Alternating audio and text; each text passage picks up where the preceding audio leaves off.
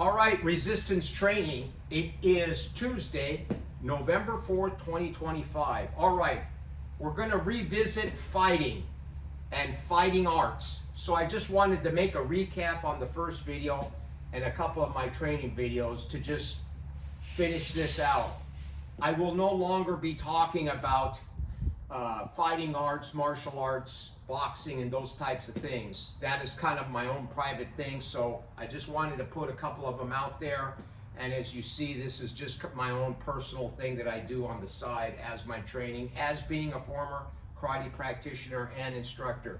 So here's what I'm going to tell you. I just wanted to fill in some things because I'm still seeing a lot of comments and regurgitated shit out here. So here's what I'm going to say. As far as the martial arts, all right, and all the arts, including Western boxing. Western boxing, in my opinion, is the most lethal and most dangerous of all the arts.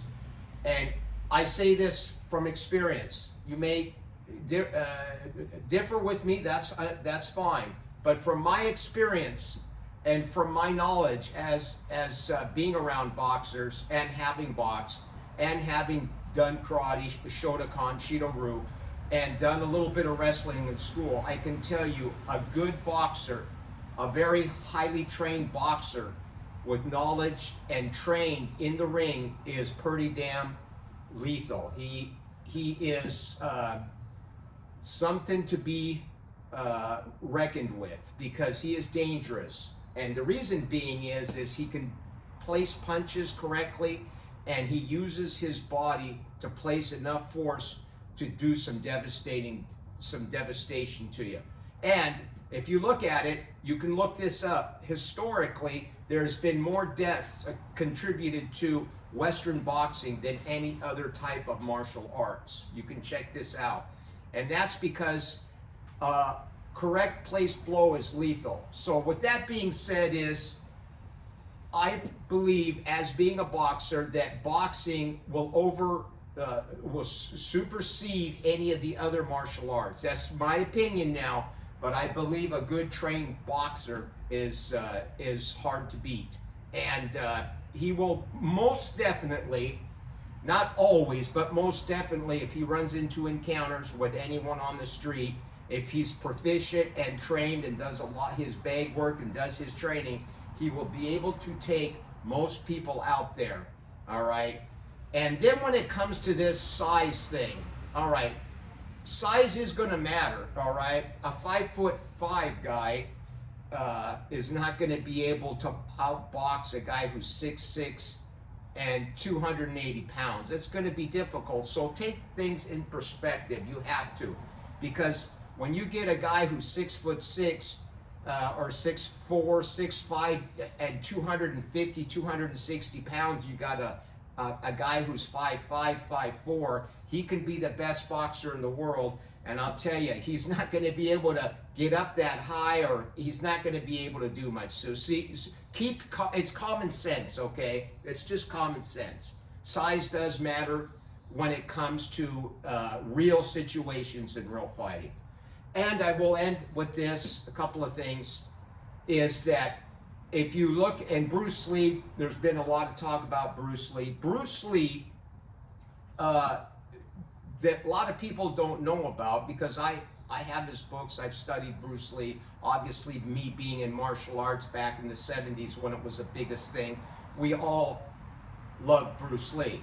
So Bruce Lee had a passion for Western boxing. He was fascinated by it. He studied it, he practiced it, and then he came up with his own style, Jeet Kune Do.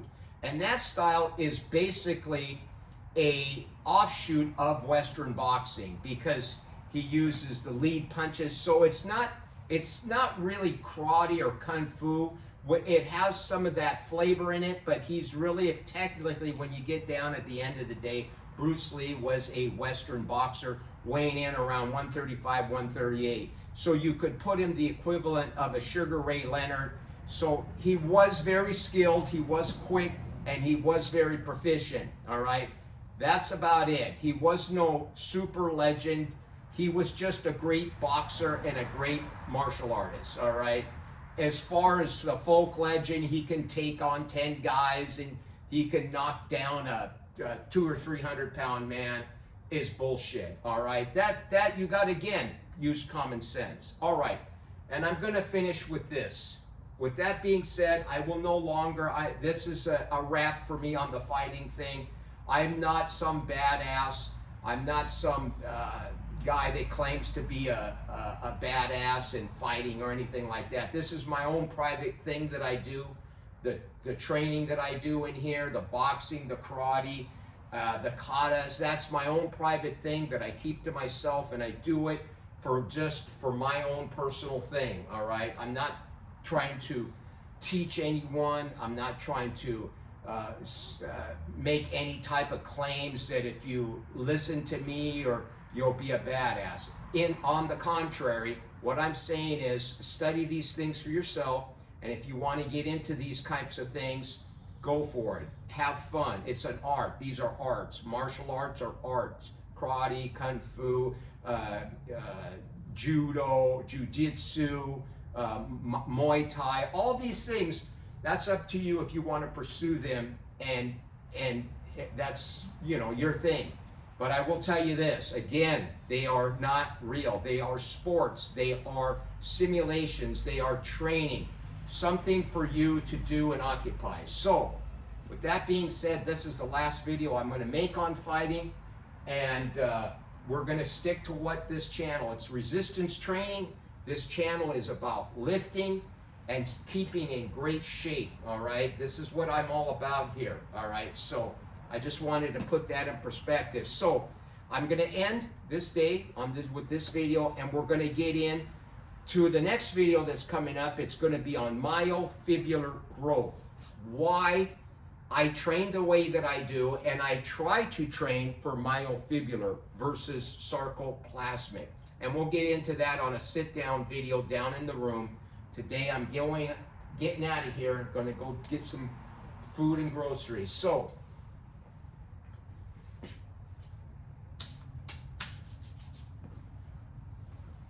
nice and lean.